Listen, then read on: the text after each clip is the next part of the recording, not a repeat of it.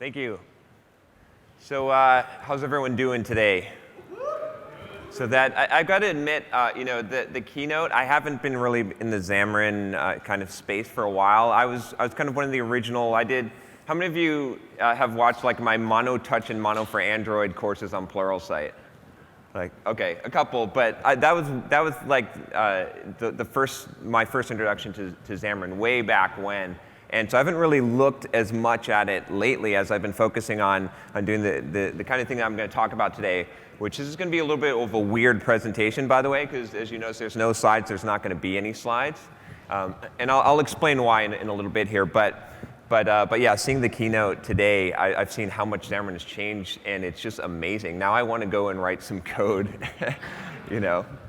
So I'm probably going to be bouncing around. If I'm down here, can you guys see me all right? Good? Okay. So it's kind of interesting. As I was thinking about this talk, right, I was trying to figure out, I read, how many of you have read my book, Soft Skills? Or seen it? Okay, so I was going to give you kind of just the basic, some of the top soft skills from that book. And then I kept on thinking in my mind, well, what can I do? How can I give you more than that? And what is the overarching theme? Like, what is the big idea, the big picture, kind of the big thing that I could get you to take away from it that underlies all of those soft skills? Because there's a lot of people that know, soft skills, know how to talk to people or learn things or how to manage their career, but they don't do it, right? And so I was thinking about why is this that such a small percentage of people actually do something, that they actually take action. And so what I came up with for the underlying sort of theme, the big idea, is this idea that we only grow when we are doing things that make us uncomfortable. So now you might see why there's no slides today. I'm pretty comfortable presenting with slides, right? Because I click, I look at the slide myself, and I say, okay, I'm supposed to talk about that slide. This is the first time I've been nervous to talk in like years. And it's great. I wanted to force myself to do something that made me feel uncomfortable, because that's how you grow. And every stage of my career, every stage of my life, the moments of growth have come from doing something that made me feel uncomfortable. So I'm going to make you feel a little bit uncomfortable today. Before I get into kind of the soft skills, I want to do a little bit of an exercise and kind of get your blood pumping a little bit here. So but before I do that, because I know, this is something that I've learned, is that if I'm going to ask you to do something and make you feel uncomfortable, then I have to be willing to go there first. And that's in the years that I've been running Simple Programmer, I've learned that you go where you want people to go, you do it first, and then, in the developer world, we call it eating our own dog food, right? But you got to do that first. So I've got a question. I want someone, nothing is off limits here, although let's try and stay in the code of conduct. Ask me an embarrassing question. I want you to raise your hand, right? Because I need to feel a little bit more uncomfortable. So if you've got an embarrassing question, like I said, the more embarrassing, the better. Raise your hand. Oh, there we go. Okay. Boxers or briefs? So I actually have merino wool underwear that are boxers now. So it's for travel. Like, you can just rinse them in the sink. I don't know if that embarrasses me too much, but I might have cried a little bit. So. Okay, so anyone's got something really I don't think someone will answer that. Okay, here we go. What's your biggest regret in life so far? My biggest regret in life so far? Man, that's a good one. What is my biggest regret? You know what it is, actually? It's being, and I'm going to actually talk about this a little bit, is being such a chicken for such a long time. Because, when I was afraid to fly on airplanes as an adult. Okay, and I'm jumping a little ahead of myself, but here we go. So how many of you are familiar with the Dumbo ride at Disney World? Okay, as an adult, As an adult, like seriously, like within the last 5 years, I was afraid to ride the Dumbo ride. It goes like 6 feet in the air. Okay, I think I think we're at a sufficient level where now I can ask you to do something that's gonna make you feel uncomfortable. So stand up, everyone stand up. This is fun. If you've never done this before, like I'm gonna give you an opportunity in your life that you might not have had before. I love to do this, and you don't get many opportunities to do this. So what we're gonna do, and I don't know what's gonna happen with this mic, but we'll just see, is on the count of 3, we're gonna scream. And I don't mean we're just gonna be like, yeah! No, we're gonna like let out everything that you have inside of you as powerful as possible. You're just gonna yell with reckless abandon. Don't worry, everyone's doing it in the room, right? Hopefully. So you don't have to worry, right? There's very few times in life. And I want you to really do this because right now you should feel a little bit uncomfortable. You're a little bit like, butterflies in your stomach. I'm not sure if I'm really gonna fully commit to this thing. Fully commit to this thing, right? You will feel better about yourself at the end of the day if you do this. So I'm gonna actually like do it first, so that to even make it a little bit even more approachable for you. So I'm just gonna, on the count of 3, 1, 2, 3. Ah! I bet you didn't think I had that in me. All right, so now we're gonna do it all together, right? That's like full out. Turn it up to 11. Ready? 1, 2, 3. Ah! Man, that was good. I didn't think you guys were gonna do it. That's awesome. All right, we're gonna do it again. Let's do it again. Let's get it amped up. This time we're gonna like jump around and we're gonna scream. All right? So on the count of 3, we're gonna jump and we're gonna scream and we're gonna keep it going. 1, 2, 3. Let's scare that guy.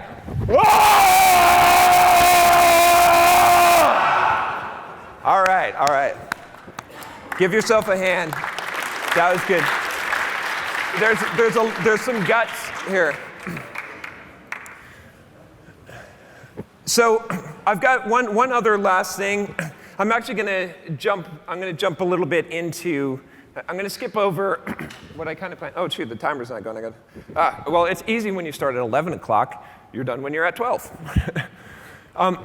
So I want you to do something, before you leave here today, which is, this conference is great.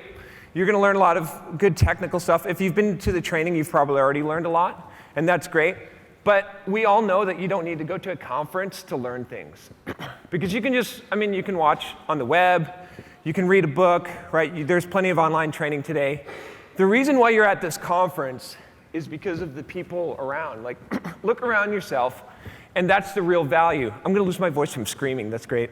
But that's the real value. It's gonna be the connections that you make here. It's not gonna be necessarily what you learn. I'm not saying that you're not gonna learn good stuff. You are. But so my assignment for you today is we've got lunch after this. And if you want to stick around, I'll be talking, because I'm sure I'm not going to get through everything I plan.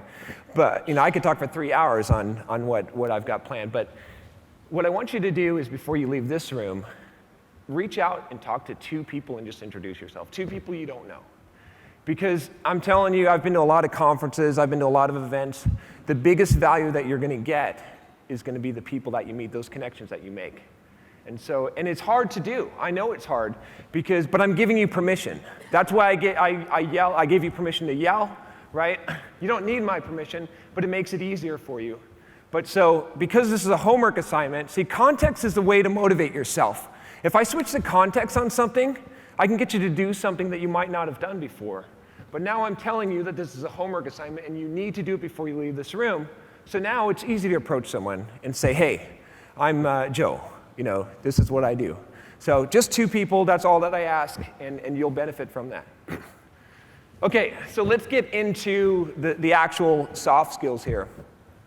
So again, the underlying current really behind all of this is this idea of doing things that make you feel uncomfortable, and that's how you grow.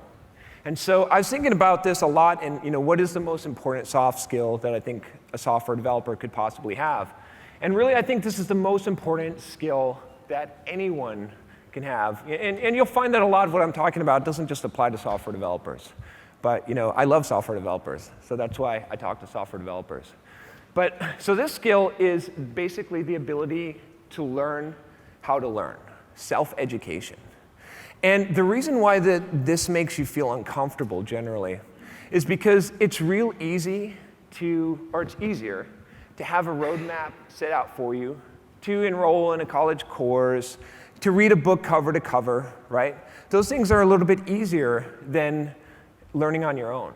Because learning on your own it's failure prone. You don't know what to do. You don't know what direction to go. You might not be doing it right? And a lot of people stop short there. I know that in this room, we probably have a lot of self-learners in here just because of the qualification.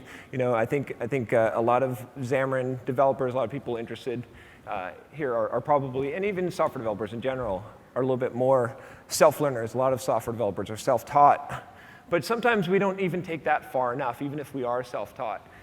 So it's a really important skill, I think, that benefits you in your life. Because, if you can teach yourself, what can't you do, right? The sky is the limit. If you can teach yourself, if you can learn this one skill, if you can get over that fear, if you can get over that discomfort of not having the path laid out for you. I think a lot of people look at life and they want it to be this roadmap. And they want to have a chart laid out for them and say, okay, I'm going to go from here to here to here. And one of the things that I've discovered in life is that life isn't like that at all. What life really is it's like you're blindfolded and you grope your way through, as you stumble and you hit walls and roadblocks and you fail your way to success. And that's what learning on your own is like, because you don't know what you're supposed to do. You figure it out. So I'm going to give you a few steps on how to do this, how to learn on your own, that I cover a little bit in my book. But before I do that, I do want to tell you about kind of this myth that's been going on for a while, which is, how many of you have heard of different learning styles, like the audio, visual? So I was reading a study recently that said that whole thing was actually a myth, that it's true that people have preferences for how they learn. Some people prefer audio or visual or action. But the actual truth is we all learn best in one method, and that method is by doing. And as developers, I'm sure I don't have to tell you that. But how many of you still do things like read books cover to cover? Like I do.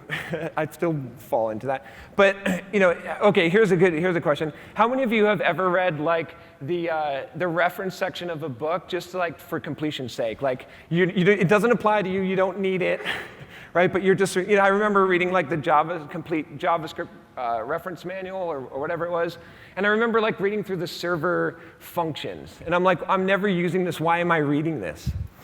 It's not a very efficient method to learn. So I'm going to give you kind of a more efficient method to learn on your own here. And it is based on doing. So the process is pretty simple. I have a 10-step process. If you want it, you can Google 10 steps to learn anything quickly. You can find my course, but I'm not here to sell you my course. I'm going to just give you the best part of it, and it's really simple at its core. Basically, it's this. First of all, you start off figuring out what is the scope of what you're trying to learn. A lot of people try to learn huge topics. If I say I'm going to try and learn physics, well, that's big. What do you do? Quantum physics? How about astrophysics, right? Spring mechanics. There's a huge part, or physics is huge. So you got to narrow the scope down, and that's where it starts. Is you got to figure out what it is that you actually want to learn. And then another question is why? Because see, a lot of times we can be tempted to just like watch a bunch of Pluralsight courses, binge watch them, and read a bunch of books, and we don't know why we're learning something. We should always be learning in order to be able to do something, right? Because that if you've heard that quote, the great aim of education is not knowledge but action, from Herbert Spencer. It basically means that. It's like when we learn something, we need to have some reason for doing it. So once we have that, once we have a scope and we've made it small enough and we know exactly what it is we're going to learn, then the next step really is to get multiple resources, and then really from there, I'm going to skip ahead to what I think is core important here, which is we learn enough to get started, and then we jump right in. And that's where it's uncomfortable, because most of us don't want to do something, myself included, until I know what I'm supposed to do.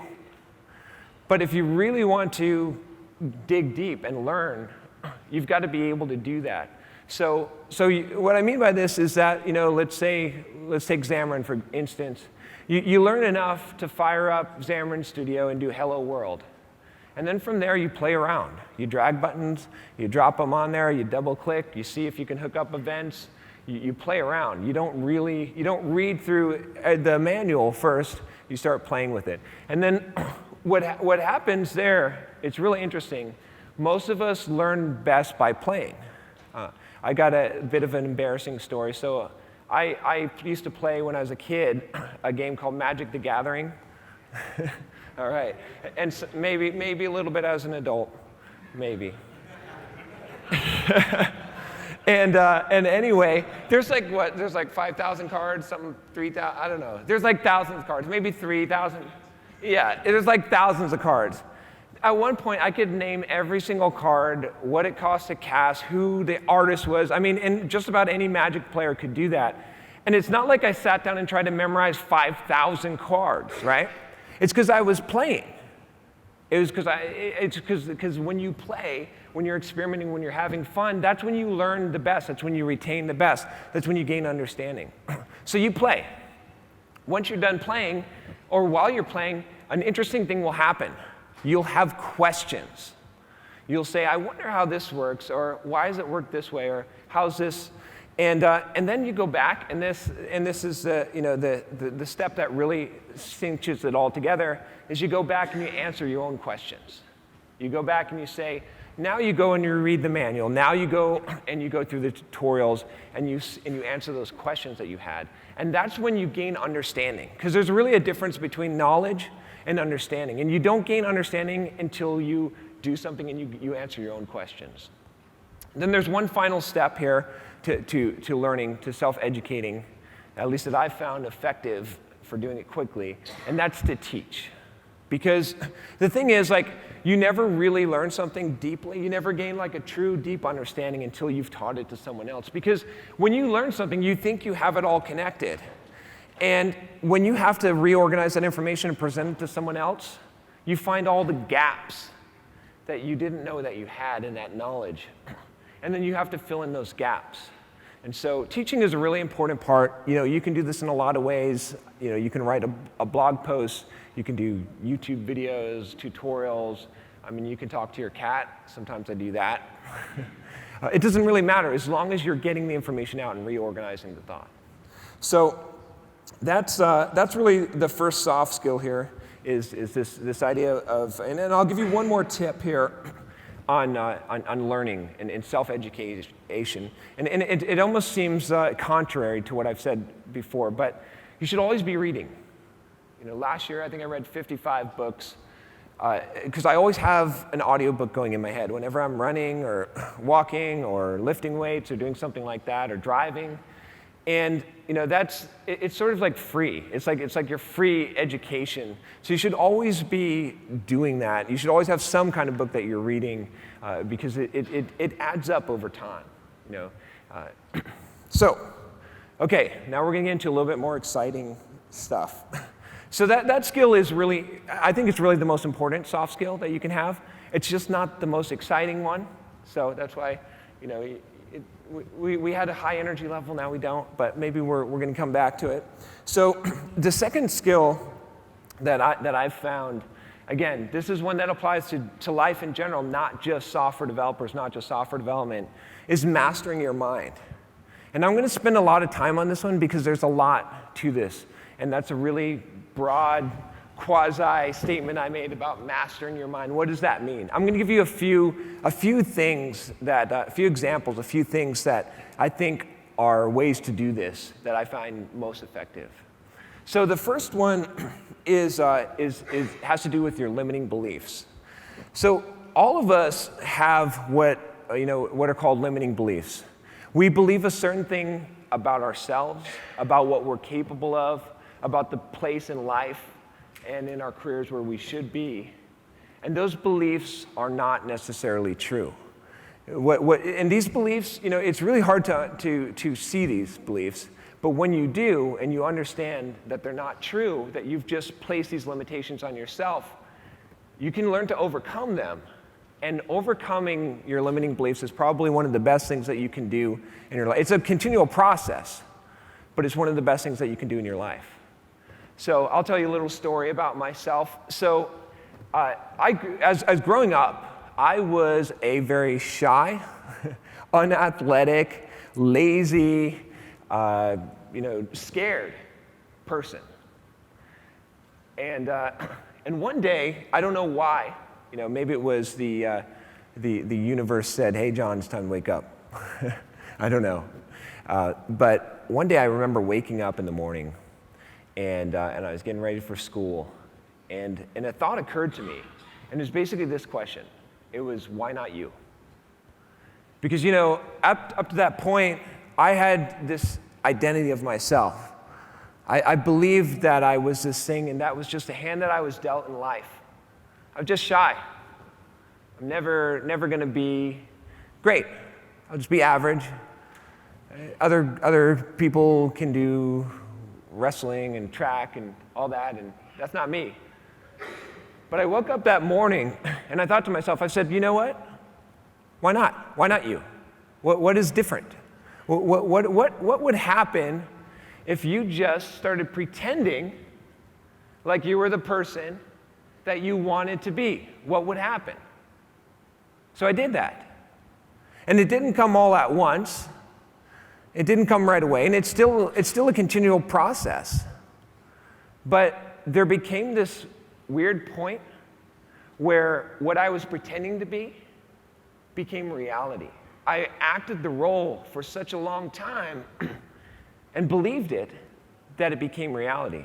And some people say, oh, no, be who you are, that's faking it. No, it's faking it till you make it. And a lot of you here, how many of you have applied for a job that you weren't qualified for, but you kind of thought maybe you could wing it, right? That's faking it till you make it. That's like, hey, I have enough confidence in myself that I'm just going to do this thing and I'll figure it out as I go. And then what ends up happening when you take that job you weren't qualified for?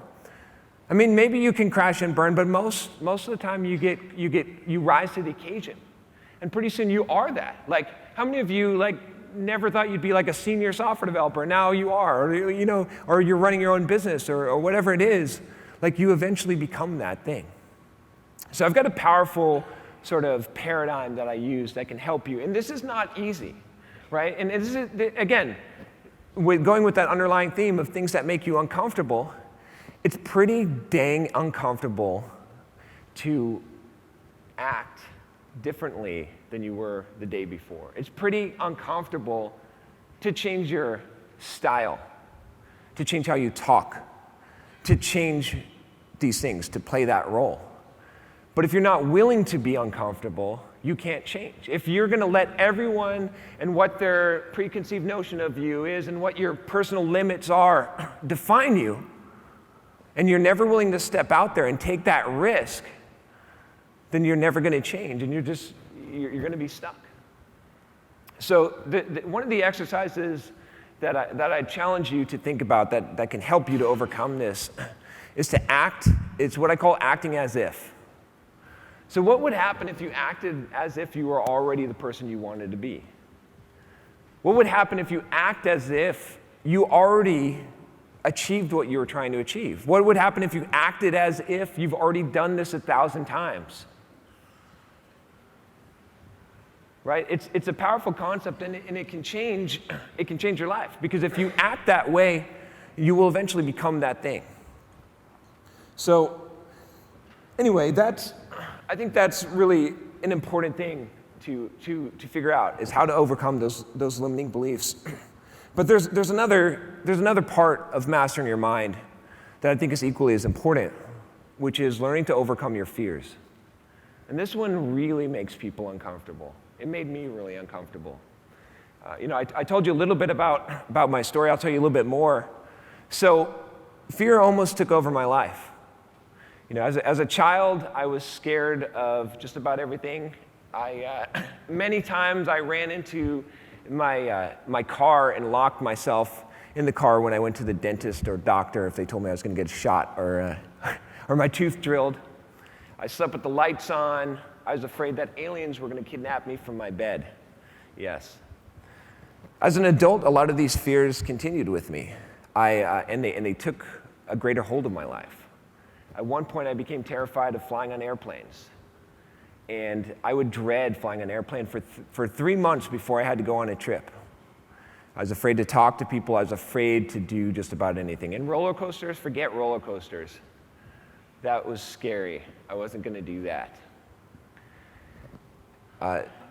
One day, I was at work, and I felt like I couldn't breathe. Up to that time, I had been just avoiding the stuff that scares me. I don't need to do that. I don't need to ride a roller coaster. I don't need to fly an airplane. I'll just drive. And I couldn't escape this one because I felt like I couldn't breathe. I felt like I was dying. I kept coughing. I kept feeling I couldn't get enough air in my lungs. I didn't know it at the time, but I was having a panic attack. That's kind of embarrassing, but I'm happy to share it with you. It was debilitating. For about 2 weeks, I couldn't function. I thought I was going to lose my job. I thought I was going to lose my marriage. I thought I was going to lose my life. I considered just losing my life. But then something happened.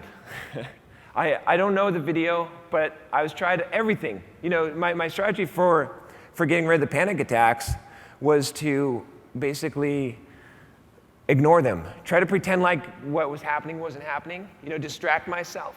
How many of you have ever distracted yourself when you're afraid, right? That's a common thing that we do. But didn't work. But I watched this video this one day when I was at the end of my rope. And this guy said, to overcome a panic attack, what you need to do is you need to just feel all of the fear. Just don't try to distract yourself. Don't try to hide from it. Just say, bring it on. Give me intensity 10. Just take it all in. Don't try to escape it. Just feel it as strongly as you can. And that worked almost instantly for me. All of a sudden, I was cured from this. And I said, I've got something here. I've got a formula. And progressively, over the last few years, since this has happened, probably, I guess, 5 to 10 years here, I've overcome one fear after another after another. Because, see, here's the thing, I thought that what would happen was that fear would eventually go away and I'd become brave. So once the fear goes away, then I'll do these things. But fear doesn't do that. It doesn't go away. What ends up happening is if you try to appease fear, fear won't be appeased. It takes more and more and more of your life, and it will make your life very small. So I'm proud to say now that I had no problem flying here. I've flown probably like 50 flights in the last year. I am excited to go to Universal tonight and ride some roller coasters. I'm thinking about going to Busch Gardens, rent a car and hitting whatever the wildest ride that they have. Just last month, I rode on about 10 roller coasters at Magic Mountain in California, Six Flags. The craziest stuff that they have. It works, right? And I feel better. My life is expanded. So the reason why I'm telling you this is because we've all got fears. Some of us have physical fears. Some of us have mental fears. A lot of us are afraid to talk to people. And it's kind of weird because some of those fears have really interesting arbitrage situations because there's no downside. There's nothing that bad that could happen. I mean, here's an example today. When I decided to do this talk and said I'm going to just do this without slides and kind of trying to make myself feel uncomfortable. I said, well, what's the worst that could happen? The worst that could happen is I could totally bomb this. You could laugh at me. You could say, man, that John guy, man, I don't know why they had him speak at Evolve. Like, that was just the worst bomb ever. He had people yell and stuff. That doesn't matter. It's not going to hurt me in the long run. But the best thing that could happen, and maybe that would be the best thing that could happen, is I would overcome that fear, that I'd experience that experience, that I'd grow a little bit because I'm willing to do something that's uncomfortable. So, what fears do you have? And why are they holding you back? Are you afraid of failure? Are you afraid, like I was, of just about everything? Afraid to talk to people? I get a lot of guys on my YouTube channel, they're like, I got this email, it's like, dude, I'm 21, I've never had a girlfriend. Like, go talk to girls. Simple. Solve that problem. But fear can ruin your life. I'll give you one tip here for fearing failure, because I know this is a big one. Especially, how many of you have dreams of starting your own business? Raise your hand. How many of you actually own your own business? Wow, okay, good. So that's how you know you need soft skills. When you figured out technical skills are not enough. But if you're afraid of failure, being an entrepreneur myself, this is a constant fear, because no one tells you what to do. You got to kind of figure this out. There's this phrase that I think can help you, which is trusting the process. And what it means to trust the process is that you know that if you keep on going, you're going to get there. You know that if you suck at drawing, if you try and draw, I was teaching my daughter how to draw butterflies, like, draw this 100 times. I guarantee you at the end of 100 times, it will look good. So sometimes when you fear failure, you can just forget about the results and just trust the process. Just trust that if you do the thing that you know should lead you to the end, the results don't matter, you're going to get there. So let's move on to another part of the mental game, I think, here. I'm going to spend a lot of time on the mental side because I think this is something I didn't cover as much in the soft skills book, but it's been something that I've discovered is really important. So this one's tough. This one's also uncomfortable. It's mental toughness. A lot of us are mentally weak. I'm not saying that because I haven't been there. I'm still there. I'm still growing. But developing mental toughness has been one of the best things that I've done for my career. Because, before I had developed any degree of mental toughness, I would give up real easily. I call it the closet of broken dreams, right? How many of you have like a yellow belt and soccer cleats and a guitar that you don't know how to play, right? Yeah. Why is that? I'll tell you why. Because we kind of have this belief, and we can get caught up as developers in technology with the same belief. We have this belief that we should only do things when we feel like it and we feel motivated. And that's why you picked up the guitar. That's why you signed up for the karate class. That's why you started developing that app. That's why you started writing that book that you never finished, right? How many people write 10 pages of a book? Because it seems exciting at first, and you feel like you're supposed to do it. And then when you don't feel motivated anymore, you say, well, you know what? That must not be the thing for me, because I'm not feeling it anymore. That must not be my passion in life. But the successful people, the really successful people, they figure out a way, they develop the mental toughness to be able to move on and keep going even though they don't feel motivated. A lot of people stop as soon as their motivation drops, they're done. But everything that you love right now, you will eventually hate. That love and hate are cyclic. They're connected. Everything, when I first got out on my own and I quit my job, I was like, oh, this is awesome. I love this. This is my dream, my life. I can do whatever I want. And then it became a job again. what the hell? Are you serious? How is this possible? How could you dread working for yourself? But you do. Because no matter how good something seems, it eventually gets old and it eventually becomes work. And if someone pays you for it, I guarantee you'll eventually, at some day, not every day, but someday you'll hate it. And when you do, when you really want to find success, it's if you have the mental toughness, if you're willing to say, I don't need to be motivated. I can self-motivate, but even sometimes there's a limit to that, right? You can only psych yourself up so much. And then you got to push on. And you got to realize that when you hit these walls, if you can bust through the wall on the other side, that's where all the rewards are. That's where no one is. By the way, the competition is sparse. Right? At the beginning of the marathon, everyone is lined up at the starting line. And there's a lot of competition, but when you get to like mile 20, there's a big distance between people. There's a lot of people that just gave up. There's a lot of people that started walking. But if you keep on running, right, you're going to get there. And you're not going to have much competition. So that's a really important thing, I think, in life. I try to do one thing that I hate every single day. If you know me, if you watch my YouTube videos, you know that I'm kind of crazy. I fast until 5 o'clock every day. I've been doing that for about 2 years. Now, part of it is because I'm crazy and I have this whole, I could give you like physiological fitness reasons why I do that. But one of the reasons why I do it is just because it keeps me mentally sharp. It keeps me mentally tough. Is because, you know what? If you don't eat until 5 every day, a lot of other crap in your life seems really easy. It's true. Try it.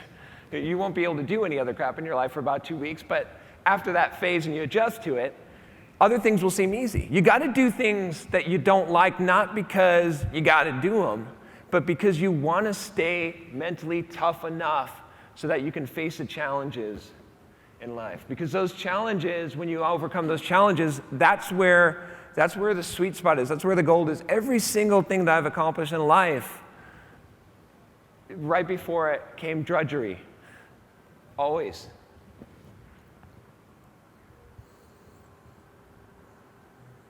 So I've got a real good definition of self-discipline that my friend, a YouTube guy, he goes by Big Brandon Carter.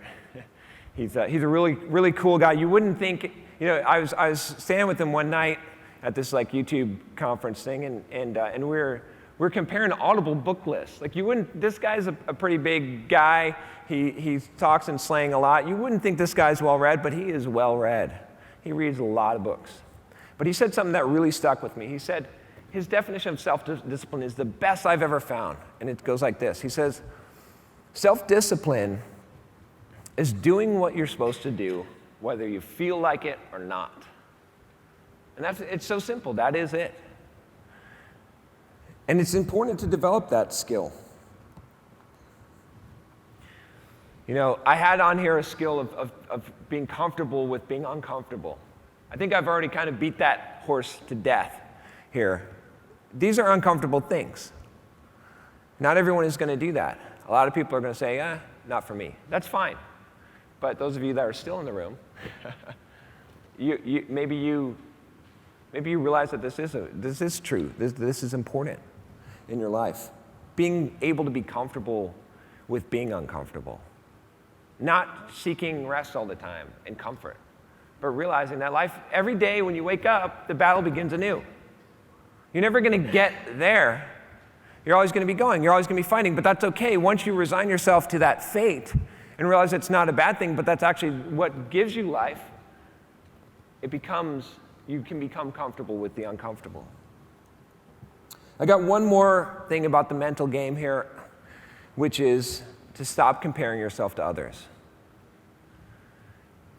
It doesn't make any sense. No matter how, no matter how good you become, no matter how successful you are, how much money you make, how good looking you are, how fit you are, how whatever it is, how good of a Xamarin developer that you are or become, there's going to be someone better. You're never going to be as the best. There's always someone better, someone richer, someone better looking, someone, whatever it is. So if you're constantly comparing yourself to someone else, especially to people's highlight reels, because a lot of people don't like to air their dirty laundry. A lot of people won't be as candid and upfront as I'm trying to be with you today. And they'll just tell you about all the success that they've had. You won't see their failures. You won't see their fears. It's not going to do any good. But I'll tell you who you should compare yourself to. Yourself. To the older version of yourself. Compare yourself to who you were yesterday. Compare yourself to who you were last week, last month, last year. That's the comparison you want to make. You know, I do like 15 YouTube videos a week now. I've been doing YouTube for like 4 years or so. And I sometimes look at one of my older YouTube videos, even a year ago, and I laugh because I'm like, man, John, you are such an idiot. I can't believe you thought that. I can't believe you sounded like that. That's a good thing. You should look back at yourself 1 year ago and you should say, what a fool. Because if you do, that means you're growing. If you look back at yourself a year ago and you say, man, I had it all then. Oh, that's bad. You're going the wrong direction. You need to turn around. So stop comparing yourself to others and instead compare yourself to yourself, but the older version of yourself. That's the fair comparison. That's the only fair comparison. And that's how you know you're growing and progressing. Forget what everyone else is doing, how much they're accomplishing, how much money they're making, how successful they are. You can't compete with that. It doesn't even make, it's apples to oranges. Apples to apples is you versus who you used to be. That's what you want. Now, in order to do this, you've got to be able to look in the mirror and honestly look in the mirror. There's 2 strategies we use to avoid this. One of them is we bury our head in the sand. We don't pay attention to reality. The second one is that we lie to ourselves. And the thing is, like, I could give you a map, and I could show you exactly where you need to go on this map. But if you don't know where you started, you don't know where you are right now, it doesn't matter how good or accurate that map is, you're not going to get there. So you got to quit lying to yourself. It's hard. It's hard to face the truth. It's hard to stand naked in the mirror and look at yourself and say, this is reality. But if you're willing to do that, then you can grow. So many of us are stuck because we're unwilling to face the reality. However the chips fell, that's how they fell. It is what it is right now. I've got a lot of investor friends that are always like, oh, I bought the stock at X and I'm waiting for it to get to there. I'm like, when the market closes at the end of the day, your losses are realized, whether you want to realize it or not. It's done. Play it where it lands.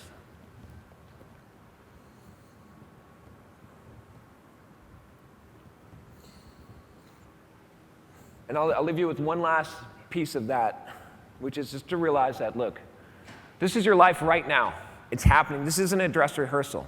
Right now, in this moment, so many people live in the past and the future. They say, man, when I reach this, I told myself this story. I said, when I reach this level of income, when I reach this title, job title, then I'll start living my life. Then I'll really live my life. Or someday I'll do this. Someday I'll conquer my fears. Someday I'll do this. If you're taking notes right now, don't take notes on what I'm saying. Take notes on what you're going to do. What action are you going to take today when you leave this room that's going to change your life? Because this is your life. There isn't a dress rehearsal. So many people are waiting to live their lives. You can die waiting to live your life. So start living it now. I'll get into the third skill.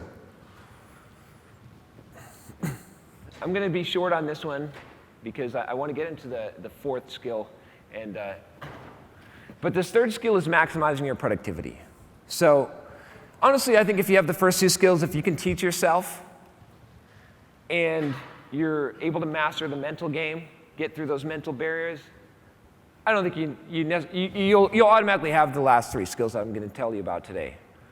But I think productivity is really important because it's a multiplier to what you do. And a lot of developers are not very productive. I used to be very very unproductive. So I'm just going to give you some quick tips here on this side of how you can be more productive. So the first one is this kind of rule that I have now, which is every time you sit down at your desk, you should know exactly what you're going to do, right? Because if you don't know exactly what you're going to do, I'll tell you what you're going to do. You're going to type in FACEBOOK.com. In fact, it'll autocomplete because you're lazy, and you'll just hit enter. Or you're going to go Twitter, or you're going to check your email, and then boom, an hour is going to go by and nothing's going to happen. But if you know exactly what you're supposed to do when you sit at your desk every single time, if you make that a rule that you cannot sit your butt down, or those of you that have standing desks, touch the mouse, until you know exactly what it is you're supposed to do and how you'll know when that's done, if you make that a rule, that will instantly improve your productivity, I promise you. One thing that I did, if you don't know my kind of backstory, I had what I call the year of hell. I did 36 Pluralsight courses in 1 year. These are like 5-hour courses, and I did programming language. I learned Dart and Go and Lua, and turned around and taught those courses. And I ran 3 times a week and lifted 3 times a week, and I wrote a book, and I did 100 hours of consulting. Wrote 52 blog posts and did about 40 YouTube videos as well as 3 podcasts, like produced them weekly. That was a hell week. I got a lot done that year. How did I do it? I had a system in place, and I'm going to tell you the basics of the system. It's so simple, because I tried every system in existence. The only way I could get that much done is having a real good system. So it's basically like this. How many of you have used like Trello? Right? You're familiar with like Kanban boards. So I have this Kanban board. I use Kanban Flow, or you could use Trello or whatever. I just have days of the week: Monday, Tuesday, Wednesday, Thursday, Friday. And every week, when I start my week, I use what's called the Pomodoro technique. You familiar with the Pomodoro? Okay, so it's real simple. 25 minutes, you set a timer, and you focus on one task and only one task, and you take a 5-minute break. It seems so simple that I initially threw it out. But what I do is I take that Pomodoro technique and I combine it with this weekly planning. And I put cards on the board, and each card is either 1, 2, or 3 Pomodoros. If it's bigger than that, it needs to be broken down. And I know that I can get about 10 Pomodoros done in a day. And if you're doing the math, that's like 5 hours of work. And if you can get more than that done, honestly, of focused work, I'll be surprised, like on a continual basis. It's hard to work for 5 hours. I don't have time to get into like the whole dynamics of that, but that's hard. You'll feel it. Most of the time, 8 is a pretty dang good goal. Anyway, I take the cards and I basically say 10 today, 10 tomorrow, 10 every day of the week, and I plan them all out, and I schedule all the cards in there. And I put in the things that I have to do on a continual basis, like my quota type of things first. And then every day I reevaluate. And I get all of that stuff done almost every week. It's amazing. There's a few times that something slips. But because I've planned it to that detail and I've set aside the time to focus, it seems real simple, but try this and see what happens. It will really enhance your productivity. Because what you're doing is you're committing to getting things done, and you're forcing yourself to actually estimate the time and to actually be accountable for it. And one thing you do have to do is every single day you got to go and you got to reevaluate and say, okay, because so many, how many times you have this list of like 50 to-do items for the day, and you're not even going to get 3 of them done. So you reevaluate the situation every day and say, okay, I've got, how many things slotted for today, and let me move the cards around. So that's productivity. There's a few other things. I'm going to skip over a little bit here, but if I could give you one shortcut to increasing your productivity, it's stop watching TV.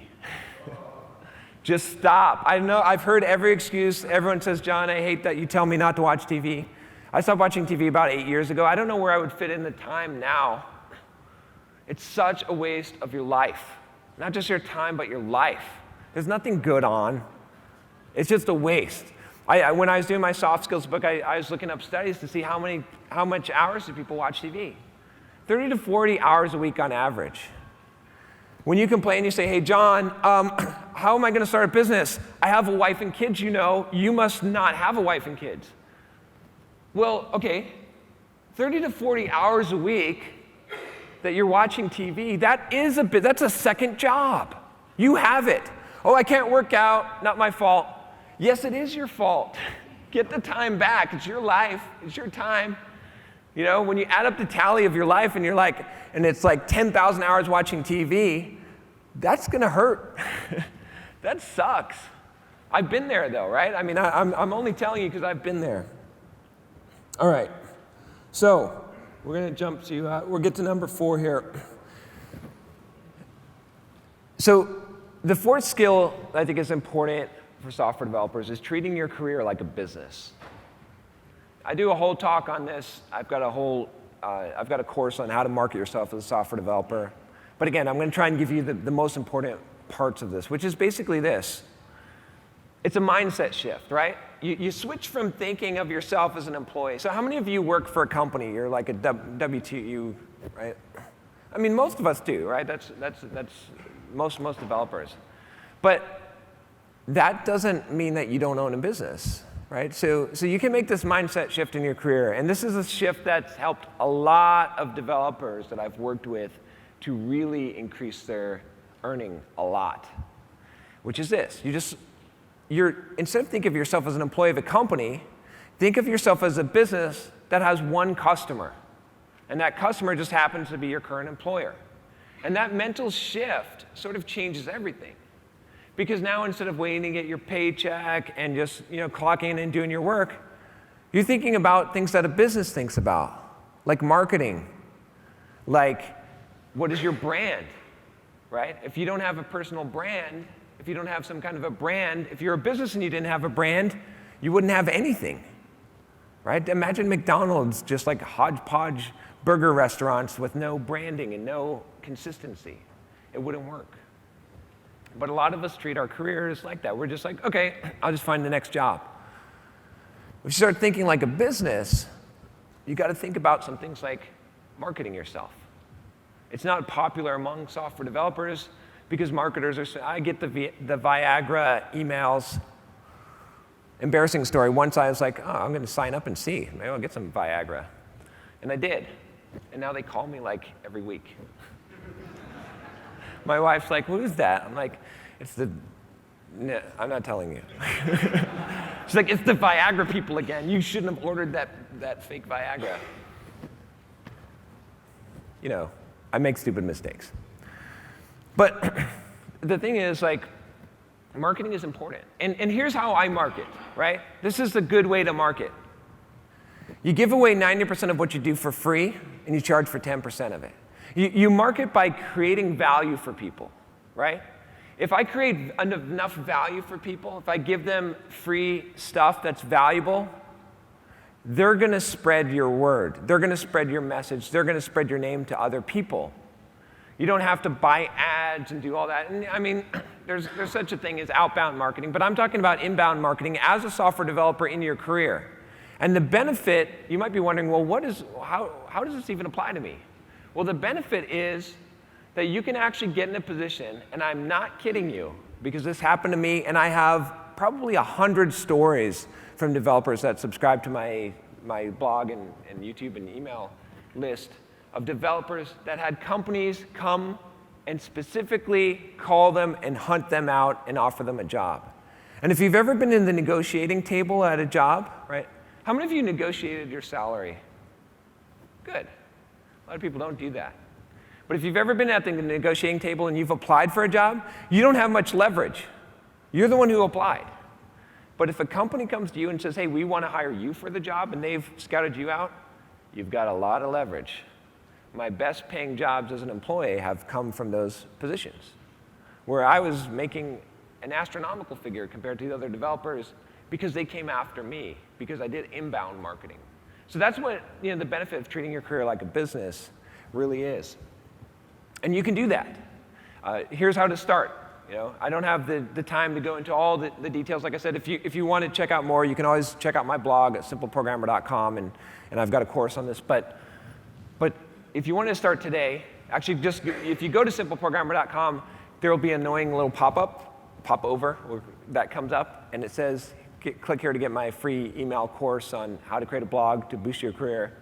And sign up for that, because I'm giving you advice on how to create an actual blog. I'll give you step by step. But that's where I would start, is start by creating a blog. Every single developer in this room could create a blog. How many of you have a blog right now? Okay, keep your hand up if you've written a post in the last month. Yeah. How about the last week? How about if you've written a post once a week, at least for the last year? All right, Brian. You are the outlier developer in the room. Okay, that's your bar. If you do that, see how no one else has their hand raised? You will be the 1%. You will get the inbound marketing that everyone else is not getting. I know it seems unbelievable, but it will happen. I have stories of people that doubled their hourly rate from like $70 an hour to $140 an hour or more. When I first started doing this, I was billing $300. I got to the point of billing $300 an hour. Now if someone wants me to write code, I bill $500 an hour. I don't get many takers at that, but I did at $300. You'd be surprised. And it was because of my blog. It was because of inbound marketing. I don't do consulting that way anymore, but if you do, you need to have a blog. I'll tell you one more thing. I think that, and before I get off of this topic, there's other ways to market yourself, right? So you got to get a brand, right? You got to build your brand. And you got to get a message that you're going to put out there. But then where do you put it out? You can do blogging. There's so many opportunities today. You can do YouTube. You can do tutorials on YouTube. That's a great source. So that's why I'm investing heavily in that. I'm doing 15 videos a week because I'm getting so much traffic. I'm getting more traffic from YouTube than I am from my blog now. And my blog's gotten over like 4 million visitors. You can do podcasts. It's so easy today to start your own podcast, or you can be on someone's podcast. It's so easy to get on podcasts. The first podcast I was on was like on Hansel Minutes. I just emailed Scott Hanselman, and I was like, hey, this is a topic that I think would be interesting to your audience. This is why I'm qualified to speak on it. And I am like this most super dependable guy that you will ever meet. I have my own audio equipment, and I will do what I say. And he was like, sure, yeah, definitely. I'm trying to fill those slots. Right? You can create your own podcast. You can write a book. So easy to self-publish today. You can write a magazine article. There's a lot of ways that you can get out there and get your name out there. And it's going to have a huge impact on your career. It totally changed my life by doing that. So, I'd really encourage you to do that. And one last piece on that is to specialize. Make sure that you have something that's unique. Again, I don't have time to go into depth on that. I have a lot of videos and articles on that.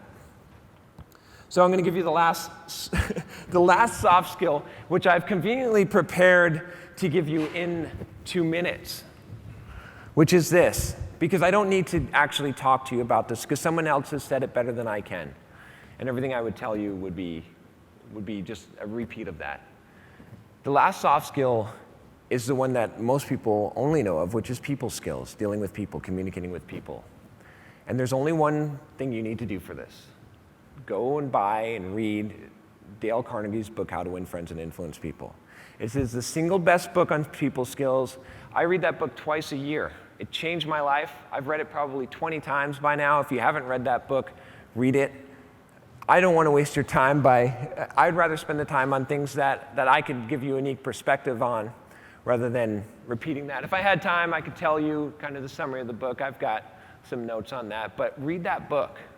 It will make a big difference in your life. So I think that's How to Win Friends and Influence People. So I'm out of time. I fast until 5 every day. I don't know if they'll let me keep the mic on or not. It doesn't matter. I'll hang around here. If you have questions, I'm here for one reason, for you, right? So if I can help you in any way, I'll be here for the next half an hour to an hour while everyone's eating lunch, and I'm happy to continue talking, to answer questions, whatever you want to do. So that's all I have for my official presentation.